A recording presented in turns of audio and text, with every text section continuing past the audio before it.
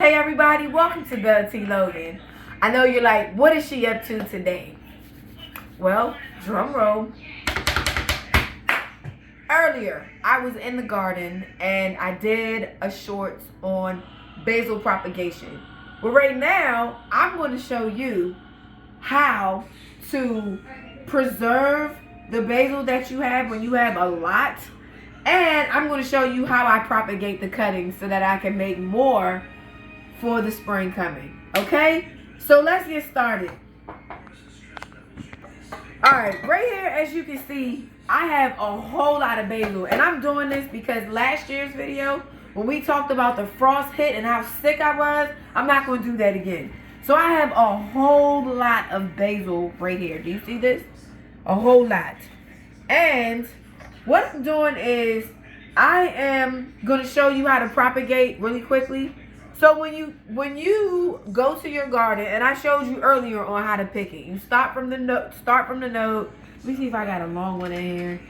Okay. So here, this was a long stem that I had. It was really long. And what happens is, say this is the base of the plant. So you would count from the base 1, and say this was stems right here 2, and then 3, and then boom, you cut it, and that's where this will come in, right? So what happens is, this is a plant. If I wanted to propagate it, I would look at this plant. I would take this off where the new nodes and where the stems are, and I will put this in water. And you don't want to put too much water. You just want to put it in here so that it's just enough so that you can have roots. Or if you want to bypass this method and just go ahead and put this in some soil, you would just put it in a root stimulator. I don't really know what type my husband has, but you would dip it like this into a root stimulator, because this is where the roots will come out, right here. And sometimes it will grow right here, but right here is where the new ones will start. You would just dip it in a root stimulator and then throw it in some dirt and just water it every so often, right? So with these, I'm going to make 4 new plants, actually 5. And I have the water pretty much covering where the roots are going to be growing, right? And the new stems are going to come. And I will change my water every 2 days. And I know you're like, yeah, right, T-Shine. Yeah, I'm going to show you. Check it out. I have a whole... So this right here is my oregano. And I know we're talking about basil. But I just wanted to show you that there is a new root growing. But you have to keep re-watering and this probably looks a little dead. I might have to start over. But there is a root here. And if I put this in dirt, it'll wake up. It just wants to be planted. Alright?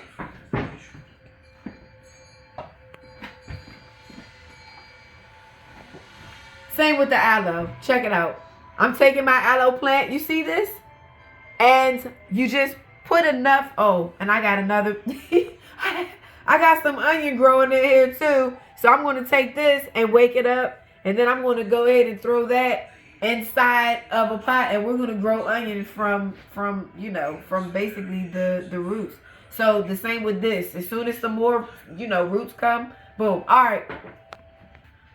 Alright, enough about all the propagation. I'm just trying to show you my method so that you can have more. Why? Because the plant that I showed you earlier, I definitely did it from propagation. Or, you know what? I took it from one of the plants in the stores and then I just propagated. And do you see that this little plant, this little stem, this little leaf grew into that huge bush over time, and you just have to keep pruning it so that you can keep getting more. So that's what the goal is, okay, guys? So now you're like, all right, she has a lot of basil here. She has basil here. I'm not going to preserve all of it. I'm just going to show you my method of what I'm about to do so that I can have it all year round until spring comes, okay?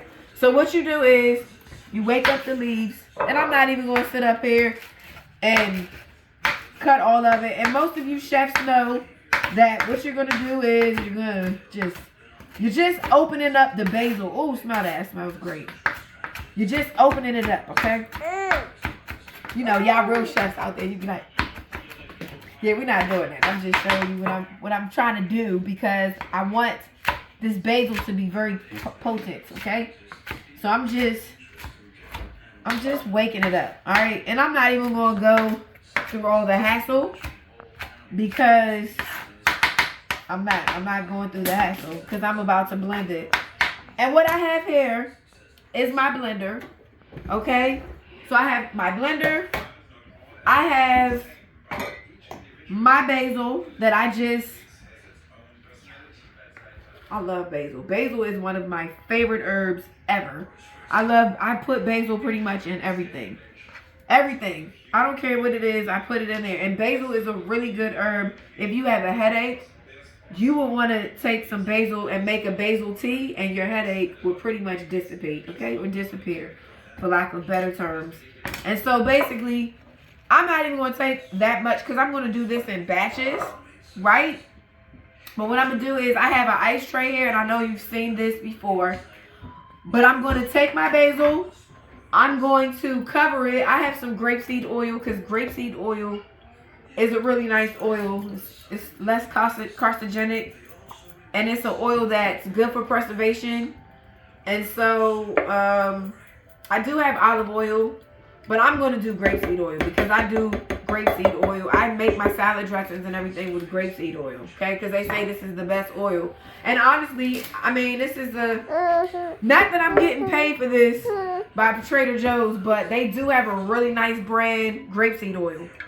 So I'm just going to go ahead and I'm going to cover this.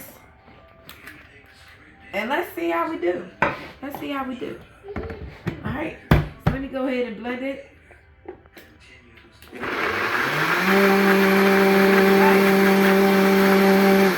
Yes, basil, come through. You see that? You can even make a basil pesto with that. Alright, so what I'm going to do is I'm going to add more because as you see, it blended down. You saw that thick basil. It just, woo. It blended down, but it's going to be very potent. And this, my friends, is going to make you have basil year round when you're cooking. Less seasoning. And Vitamixes, I promise you, they will not kill you. They will not. Alright guys, so that's what I'm doing. I finished blending. And what I'm gonna do, ooh, that looks good. That smells good. You know what? Let me try it real quick. Should I try it? Alright. I'll try a next batch. Alright, so what I'm going to do is I'm going to go ahead and add this to my ice cubes. Right?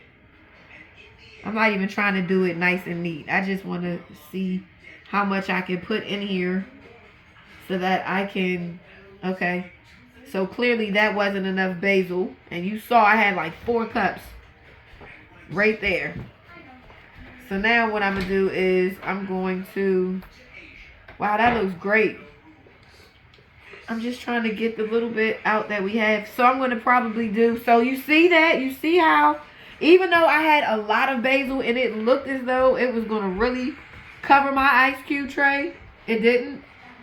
So I would say you would have to really put like a good 8 cups. 8 cups. Let's measure it out real quick just so that we can see. And this was packed. This was a packed 8 cups. So whatever I don't freeze, I'm going to dry. And I love dried basil because this is my harvest from 2022. And a little bit of 2024. And then what I do is label it. Every time I have a labeler that I got from Temu. So I label all my herbs.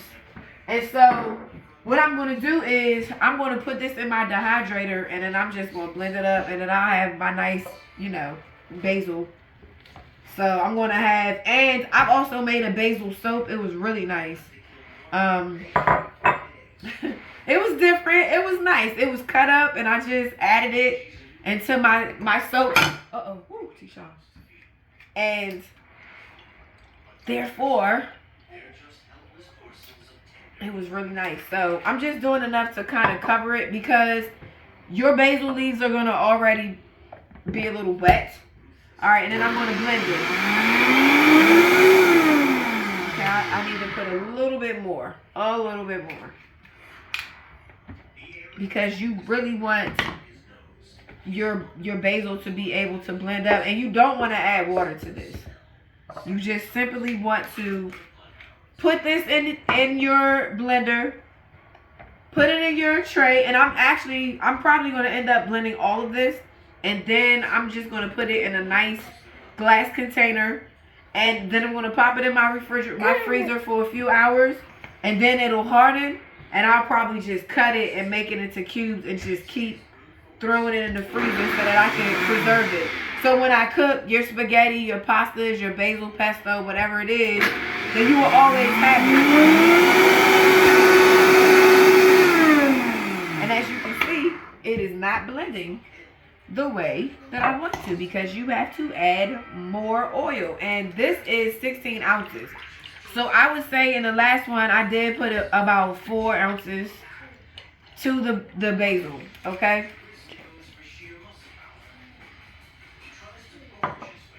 So, let's see if the third time is the charm.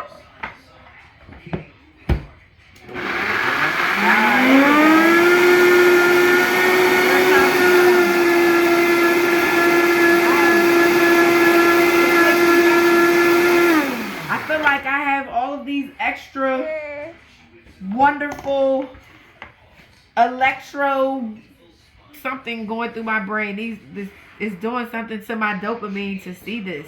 So you see how the less olive oil or grapeseed oil I put made my pesto cubes or my basil cubes super light, right? So here we go. We're going to blend it, and then I'm going to put this in the freezer. I'm going to put a top over it, put it in the freezer, and it'll take about a few hours to freeze, and this is going to be great. Okay? So, I'm going to keep doing the process, and this is going to be wonderful. So, I just wanted to give you guys an extra idea of what to do with your basil. I hope this helps you, and I hope you all have a good night. Let me know what you do in the comments with your leftover basil. Bye for now.